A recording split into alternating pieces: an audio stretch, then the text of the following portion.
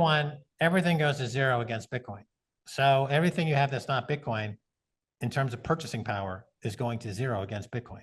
Stocks, bonds, fiat money, your property. So the only wealth you're ever going to have going forward is your Bitcoin wealth. So you need to start accumulating immediately, because every single thing that you own is going to zero against Bitcoin, number one. In this recent interview with Natalie Brunell and Max Keiser, we learn about the United States potentially adopting a strategic Bitcoin reserve following El Salvador's lead, Max's insights on Bitcoin's role in transforming economies, and whether it's too late to invest in Bitcoin. At the time of this discussion, Bitcoin is trading around $93,000, with a 1% decrease change in the last 24 hours and a 38% increase in the last 30 days. Today, the crypto industry is buzzing with news of increased institutional adoption and central banks showing interest in Bitcoin amidst ongoing Fed rate cuts.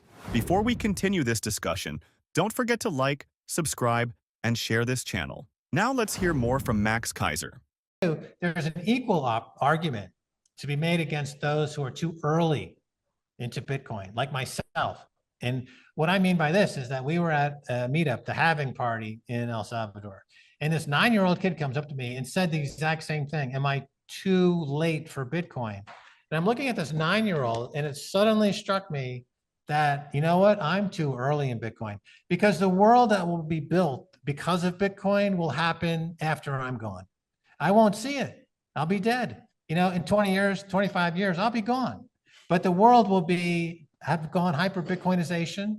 And that 9-year-old will be living in a much, much different world where violence is demonetized, where inflation is no longer a threat from the state, where you don't even have a nation state. You have no central banks. It'll be a much better world that 9-year-old will live in. And how much Bitcoin they have or don't have won't be really much of a factor anyway, because that's more of a proof of stake mentality than a proof of work mentality. Any Bitcoin you have, whether it's even one Satoshi, gives you, as Stacy has said, gives you fuck you money, right? So you are individually sovereign, and that's priceless, right? So that's the argument. I mean, I'm too early. So everybody, once you get into the vibe, you're in the vibe, and live the life. The United States becomes an El Salvadorian territory, essentially. So because this is the leader of the free world, the new vision of freedom to replace the American vision is here in El Salvador. The Statue of Liberty is now a volcano in El Salvador. So the fact that the United States is now kind of mimicking El Salvador, and they're falling in line behind President Bukele, as is Argentina and a couple of other countries. So President Bukele is becoming the world president based on Bitcoin, becoming legal tender. And then we're introducing Bitcoin capital markets, and we're introducing pretty much everything Bitcoin. And Bitcoin was a major inspiration to make El Salvador the safest country in the Western Hemisphere. So we cleaned up all the violence and the gangs, and a lot that has to do with Bitcoin, because Bitcoin demonetizes violence, right? And it changes the way you think. So that model hopefully will get to the U.S. as well, as they follow El Salvador, and you can look forward to a more peaceful country. You mentioned the fourth turning, and yeah, it's interesting because the assumption is that it's very U.S. centric, and so the timetable would be with the U.S. The empire at this time. But as you point out, it's different in different countries, have different histories and different experiences. And what we've been saying in the last couple of years with President Bukele here in El Salvador is that there is a thing called a fourth turning, and it does have a certain cause and effect, and it is cyclical, and it does go over time, but it wouldn't necessarily be global synchronicity. It would be different in different countries. And having that thought in mind, we think that El Salvador is the first country out of the fourth turning, because now the hard times have produced good men, have produced strong men, President Bukele, and they're now leading the charge out of the fourth turning. That's another reason why I would say that the U.S. versus El Salvador, the U.S. has definitely not bottomed out. I mean, as much as Trump and his team are A-list, world-class thinkers and doers and business people and political geniuses, they still have to contend with an economy that is Mhm. rotten to the core in many, many ways. And that's not going to be an easy, flip a switch. And now we're just going to forget the fact that we're $36 trillion in debt and all these other problems. I think there's going to be an adjustment, and that adjustment will not be pleasant.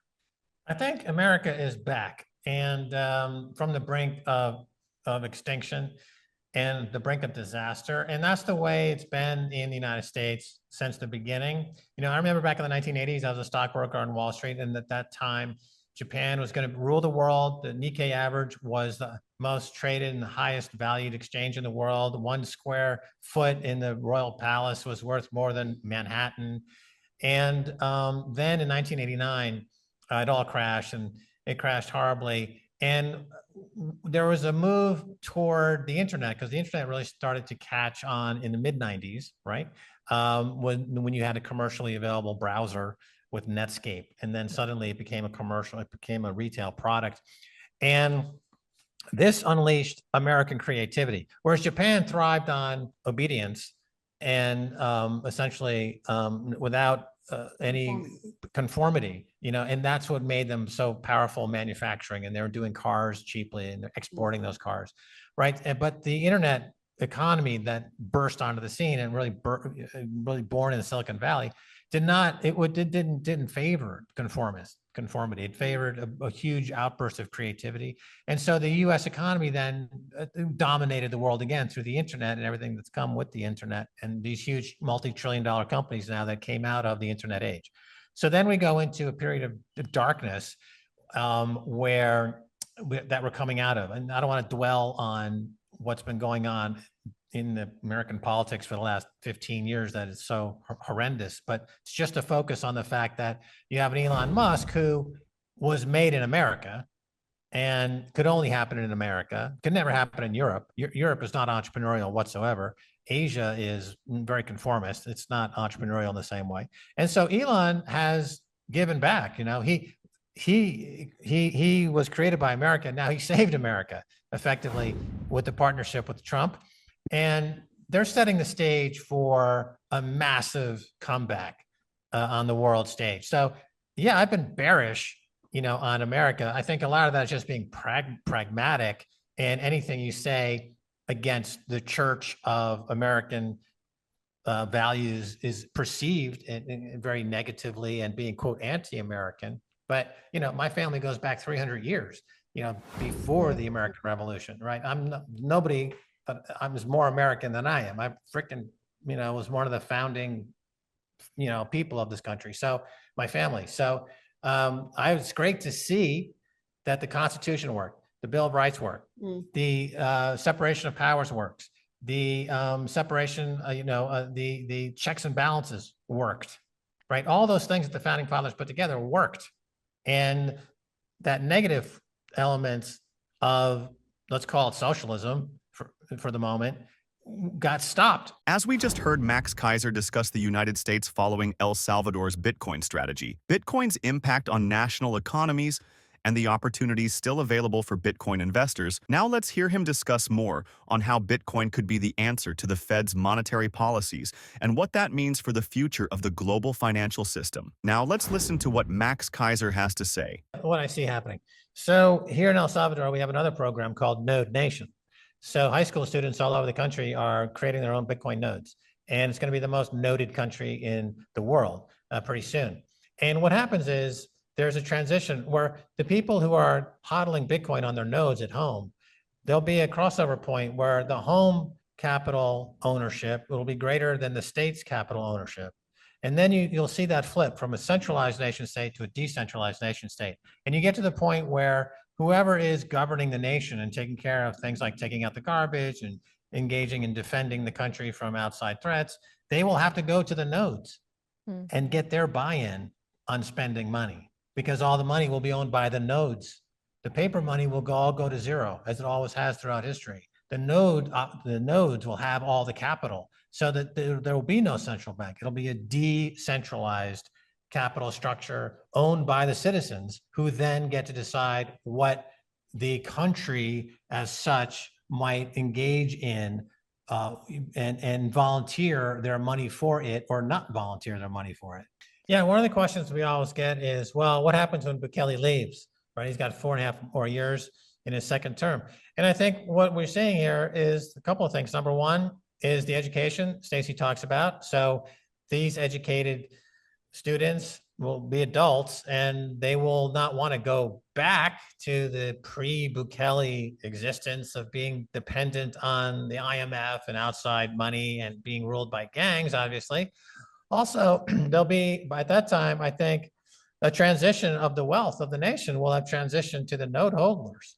So if this all works the way I hope it works personally, it would be that by the time Bukele wraps it up in 4.5 years, the wealth of the nation will be owned by the people of the nation on their nodes. And we'll have a decentralized governance model on the nation state level. Yeah, let me once again quote Saint Michael, the Giga Chad. So what Michael Saylor has said, which is very true, nobody who's ever spent 100 hours studying Bitcoin thinks it's bad. Nobody who's actually put the work in to Bitcoin has anything bad to say about it. Nobody, not a single person in the entire world who's actually read a few books and thought about Bitcoin has a negative opinion about Bitcoin. The Nassim Talebs and the Peter Schiffs of the world, when they talk about Bitcoin, you know, they haven't even spent 5 minutes looking at it. So they have critical things to say about it. They don't know what they're saying. They don't know what they're talking about. The same thing with El Salvador. Nobody who's come to El Salvador and actually talked to people on the ground here has anything like that to say, negative to say about it, or the president. All this criticism comes from people who've never been here or who don't live here. And even Salvadorans who maybe lived here 20 years ago, they don't live here now. So they're just making uninformed opinions. Anyone who comes here, spends time here, talks to people here, will say that this is the land of economic freedom. Bukele is a leader like John F. Kennedy is a leader, or Steve Jobs is a leader, right? Now, I've not found a single person, and I've been here 3 years, and I've talked to thousands of people who's actually done their homework, who then says, well, I've been here, I studied it, and here's my criticism. That doesn't exist. It's like a chimera. That doesn't exist. It's in the phantasmagorical minds of those in the United States who are jealous that everything they thought America should be is actually now in El Salvador. And, you know, like the idea that, well, I buy Bitcoin now, it'll be worth $1 million, and that's not enough. Well, enough for what? Right? What do you can get off the hamster wheel. You know, don't compare yourself to others. Just compare yourself to who you were yesterday. Are you better today than you were yesterday? That's the only thing you have to think about. And if Bitcoin keeps appreciating against everything else and everything else goes to zero, you know, at the end of the day that, yeah, you know what? Actually, my purchasing power just went up. So I'm a winner. Good night. To watch the full interview, check out the link in the description. Max Keiser shared invaluable insights on Bitcoin's growing influence on national policies, the potential for Bitcoin to reshape economies, and why it's still a crucial time to invest in Bitcoin. We would love to hear your thoughts on some questions. Do you think the US should adopt a strategic Bitcoin reserve? Is Bitcoin the solution to the challenges posed by Fed cuts and monetary policy? Thank you for tuning in to Only the Savvy. If you enjoyed this discussion, please subscribe, like, and share our video for more engaging content diving into the innovative world of decentralized technologies.